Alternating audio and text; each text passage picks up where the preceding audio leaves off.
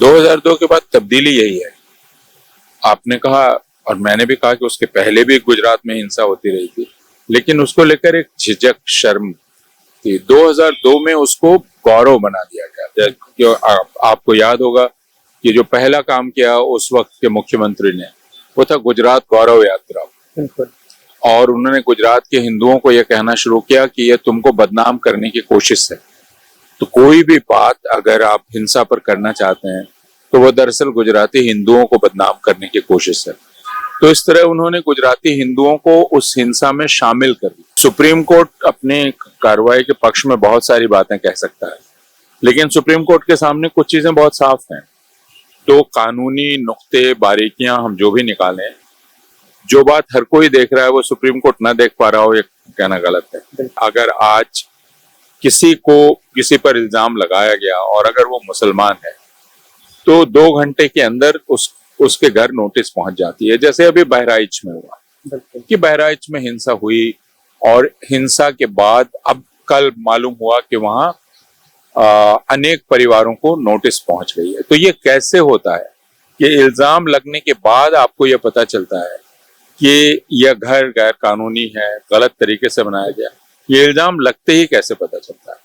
तो supreme court इस रिश्ते को तो देख सकता है ना कि यह रिश्ता कैसे बन रहा है, बिल्कुल, और उस आधार पे वो फैसला दे सकता है। लेकिन सुप्रीम कोर्ट ने एक जेनरिक फैसला दिया जिसको वायलेट करने, जिसको किनारे करके निकल जाने की बहुत सारी सूरत स्टेट गवर्नमेंट्स के पास है। सुप्रीम कोर्ट को दरअसल एक 24/7 हेल्पलाइन उनको शुरू करनी पड़ेगी, जो बुलडोजर से बचाने वाली हेल्पलाइन हो, है ना, और जिसमें उन्हें नॉन कम्युनल लोगों को बैठाना पड़ेगा। ये कहना भी बहुत आवश्यक है ताकि वो उसको सुने और उस पर एक जज रहे जो फौरन नोटिस जारी करे, स्टे जारी करे, जो भी करना है करे, वरना ये चलता रहेगा। इलाहाबाद में जावेद मोहम्मद साहब को इन्होंने गिरफ्तार किया। जावेद मोहम्मद ने बाद में इंटरव्यू दिया। वो गिरफ्तारी अपने आप में गलत थी, हम सारे लोग जानते हैं। वो एक सामाजिक कार्यकर्ता हैं, बल्कि वो पुलिस के साथ मिलकर काम कर रहे थे शांति के लिए। और पुलिस ने कम्युनिटी मुसलमानों को ये सबक सिखाने के लिए कि मैं तुम्हारे कम्युनिटी के इतने बड़े नेता को इस तरह बेइज्जत कर सकती हूँ, उनको गिरफ्तार किया। वो जिस पॉलिटिक्स को रिप्रेजेंट करते हैं वो पॉलिटिक्स सैडिस्टिक पॉलिटिक्स है। वो उसकी बुनियाद है मुसलमानों को परसिक्यूट, उन पर जुल्म ढाना, उनको सताना, उनमें तकलीफ पैदा करना और उनकी तकलीफ से हिंदुओं को खुशी देना। तो एक सैडिस्टिक समाज बनाना उसकी बुनियाद है। तो उस पूरी पॉलिटिक्स की, उस पूरी सियासत की बुनियाद सैडिज्म है।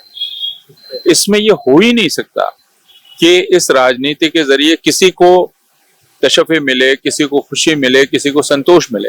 आपको खुशी मिलेगी मेरी तकलीफ देखकर। जापान में डायस्पोरा में जो इंडियंस हैं कि शादी का इंतजाम कर लिया और पैसा गायब। हाँ, बहुत ही मजाक अंदाज में। हाँ, बहुत, ये मैंने देखा तो मैं हैरान रह गया। मैंने कहा कि इसके लिए एक खास किस्म का शैतानी दिमाग चाहिए, क्योंकि हिंदुस्तान में इसको पाप माना जाता है कि आप किसी की शादी में खलल डाल, विघ्न डाल, क्योंकि वो सबसे माना जाता है रिवायती तौर पर हिंदुस्तानी समाज में एक सबसे पवित्र काम।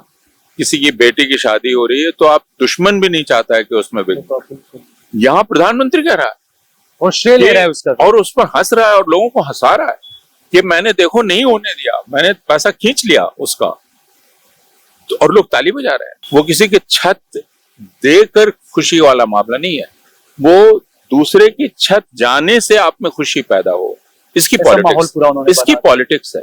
ये पूरी आइडियोलॉजी हुई। आप देख रहे हैं देश लाइव, देश की आवाज। अस्सलाम वालेकुम, आदाब, नमस्कार, सत श्री अकाल। देश लाइव में आपका स्वागत है। मैं हूं सहल कुरैशी। दोस्तों, जिस तरीके से जो देश का माहौल बना हुआ है, और इस वक्त मैं गुजरात के अहमदाबाद में हूं। मेरे साथ में प्रोफेसर अपूर्वानंद जी मौजूद हैं।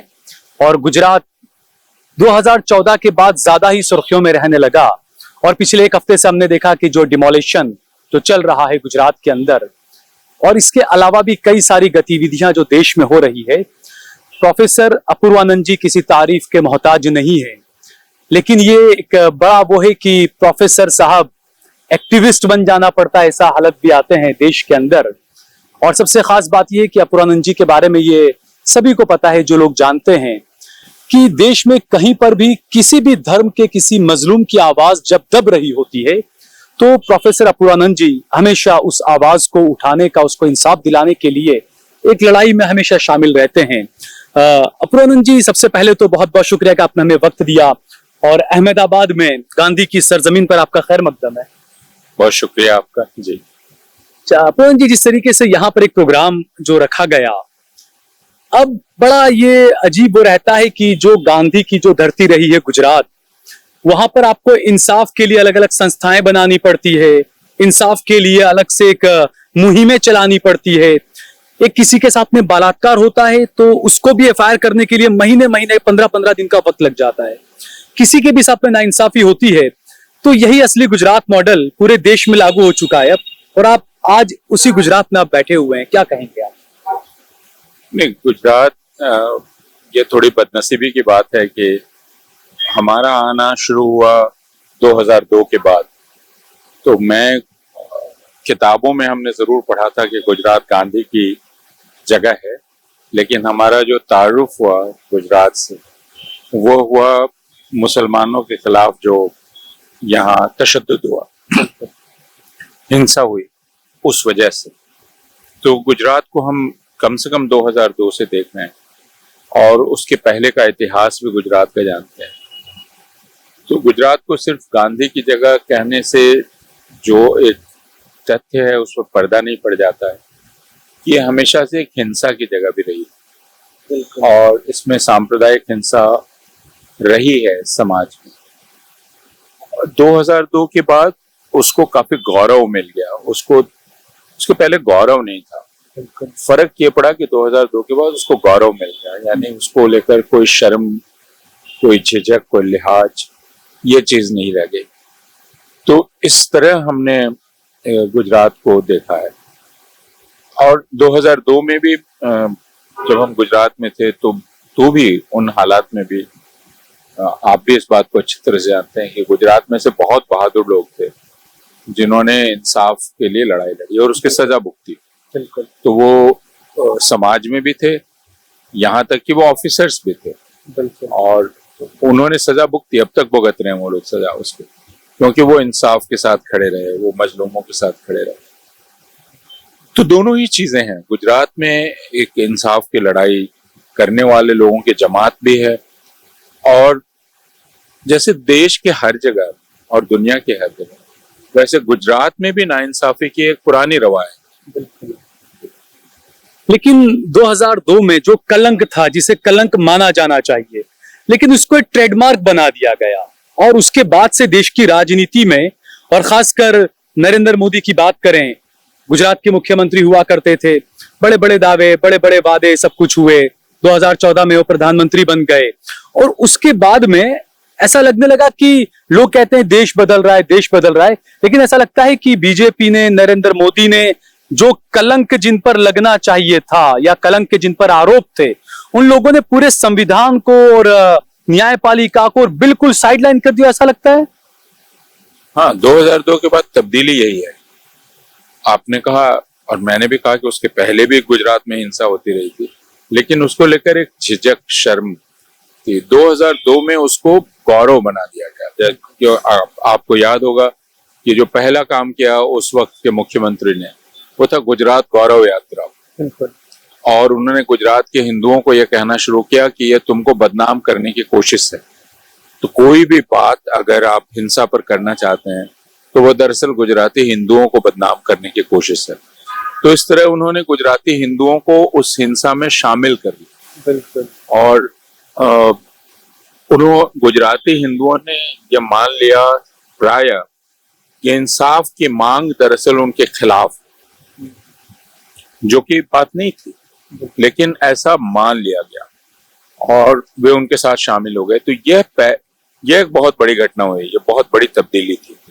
तो दूसरा, अभी के मौजूदा जो हालात में देखें हम कि सुप्रीम कोर्ट ने जो बुलडोजर को लेकर जो बातें कही, लेकिन उसके बाद भी हम लगातार देख रहे हैं देश में, चाहे उत्तर प्रदेश में हो, मध्य प्रदेश में हो, गुजरात के अंदर ही सोमनाथ में, द्वारका में, पोरबंदर में लगातार बुलडोजर की कार्रवाइयां चल रही है।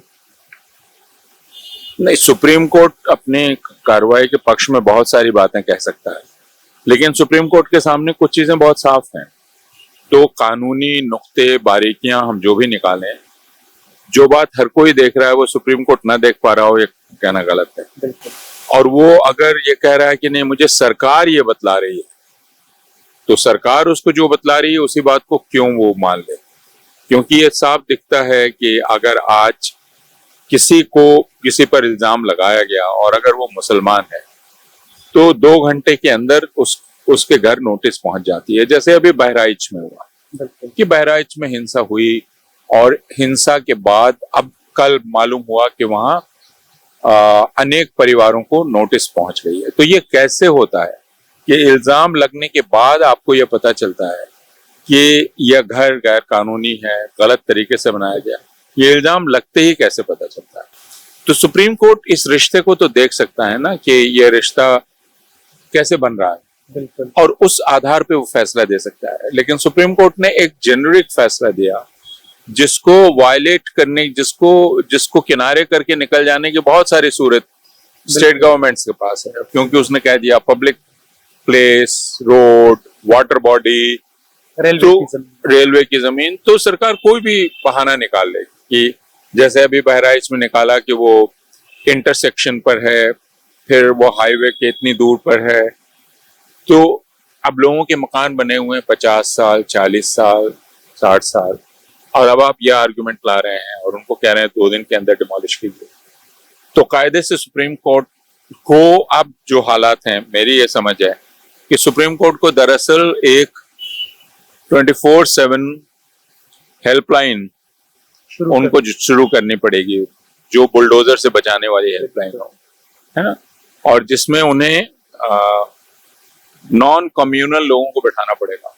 ये कहना भी बहुत आवश्यक है ताकि वो उसको सुने और उस पर एक जज रहे जो फौरन नोटिस जारी करे, स्टे जारी करे, जो भी करना है करे, वरना ये चलता रहेगा।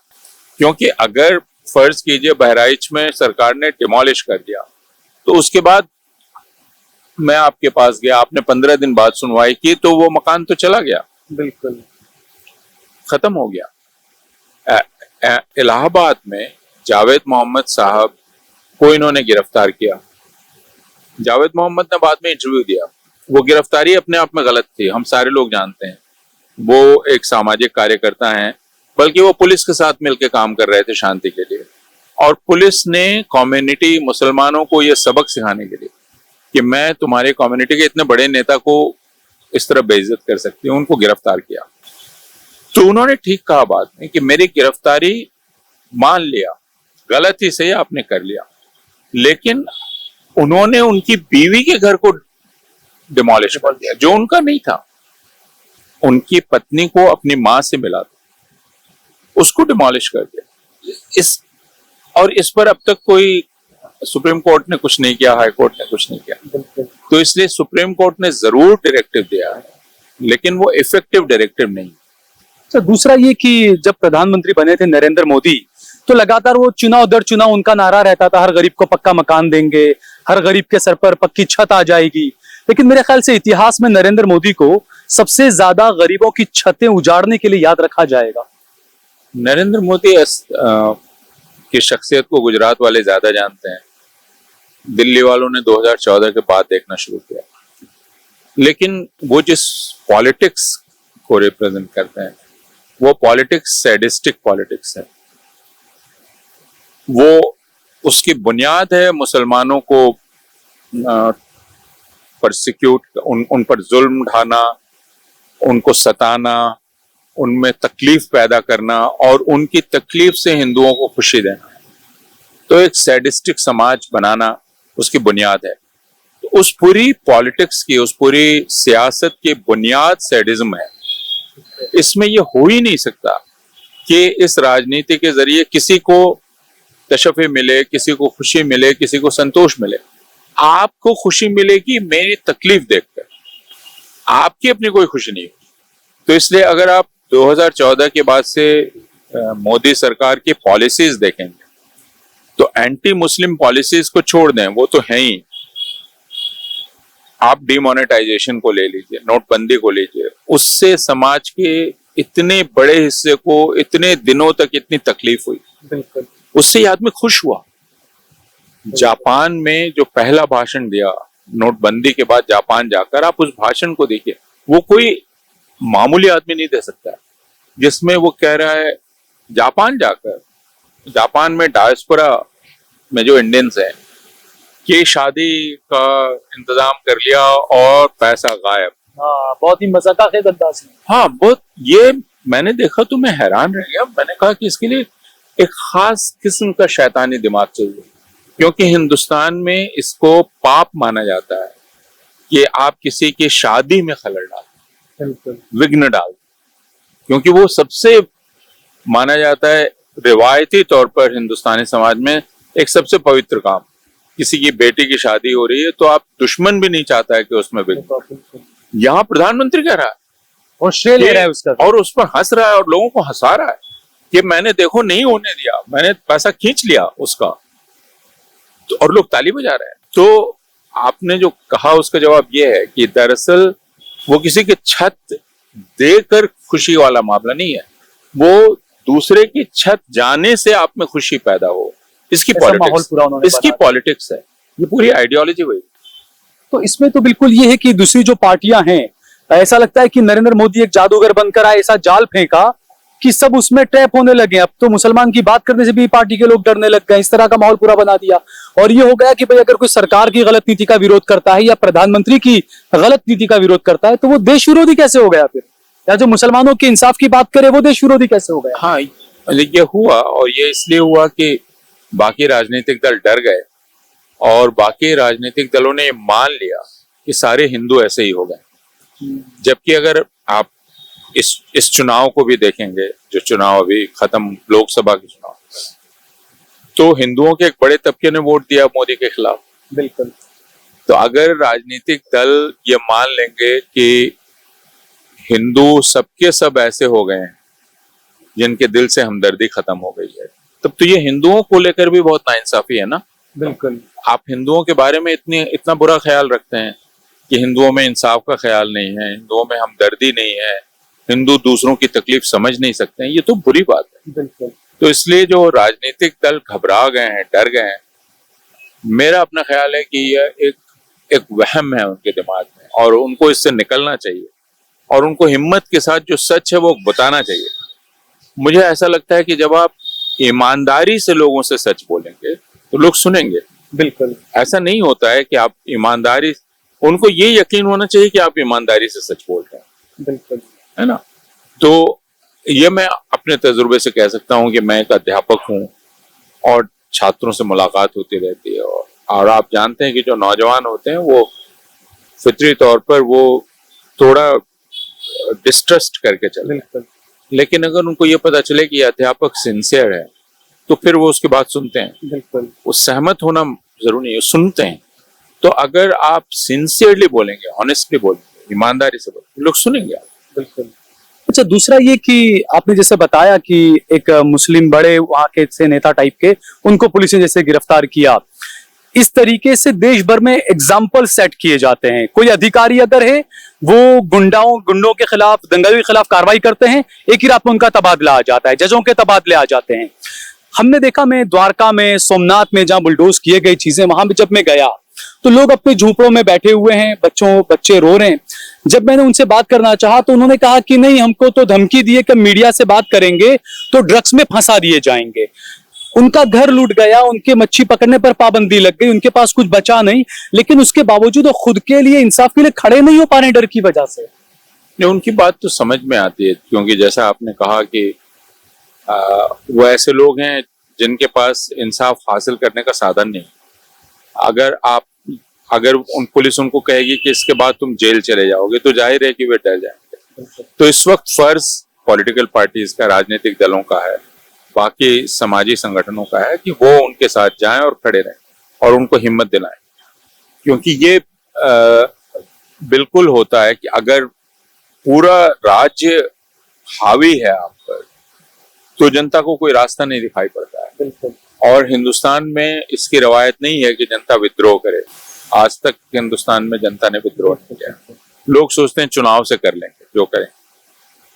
तो इस बीच में काम तो फिर राजनीतिक दलों का है, सामाजिक दलों का है कि वो ये काम करें। अच्छा, 2 सवाल करके खत्म करेंगे हम। एक सवाल ये कि जिस तरीके से ये जो चीजें चल रही है डिमोलेशन की, बुलडोजर की, गुजरात की 2-3 घटनाएं इसी 2 दिन पहले आई कि कई जगहों पर मंदिर थे, वहां पर भी इनलीगल अतिक्रमण की बात थी। सरकार की एक बॉडी बैठती है, मीटिंग होती है, जमीन की कीमत तय की जाती है, मंदिर ट्रस्ट को कह दिया जाता है कि ये जमीन हम आपको इतने में दे सकते हैं, आप इतने में ले सकते हैं। जबकि दूसरी तरफ मस्जिदों में, मजारों में, हजार साल पुराने मजार, वहां पर पूरा बुलडोज कर दिया जाता है। उसके बारे में कोई ऐसी मीटिंग नहीं, कुछ नहीं। नहीं, ये तो बिल्कुल साफ है, इसमें अलग से कुछ कहने की जरूरत क्या है। यह 2002 से साफ था। 2002 में जब वलीद अकनी के मजार को बुलडोज किया गया, हालांकि म्युनिसिपैलिटी किसी और की थी, लेकिन 2002 में वलीद अकनी के मजार को बुलडोज करने के बाद तर्क क्या दिया गया कि जमीन के रोड के बीच में थी ट्रैफिक। वो मजार कब के, आपकी रोड कब की?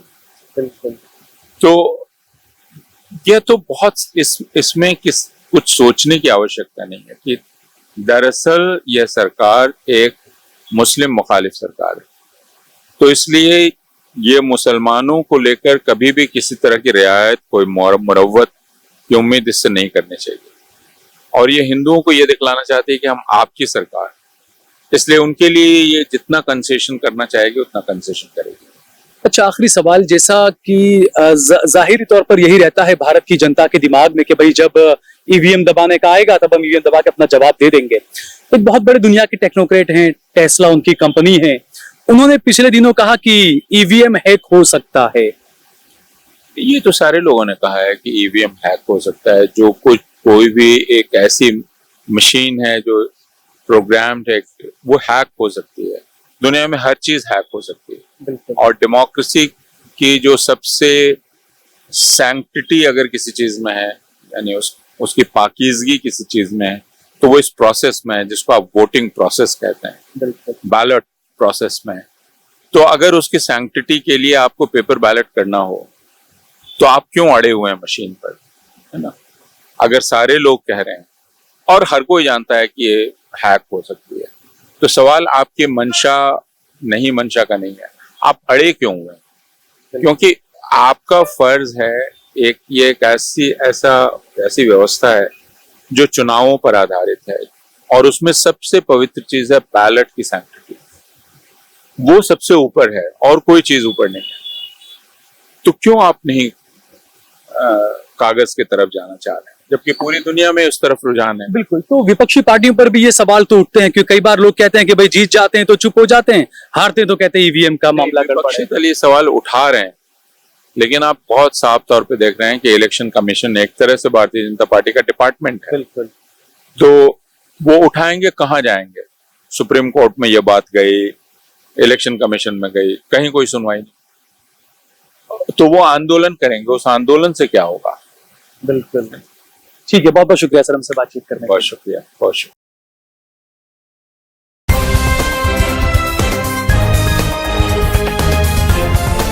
देश और दुनिया की तमाम छोटी और बड़ी खबरों के लिए हमारे चैनल को सब्सक्राइब करना न भूलें और बेल का बटन जरूर दबाएं।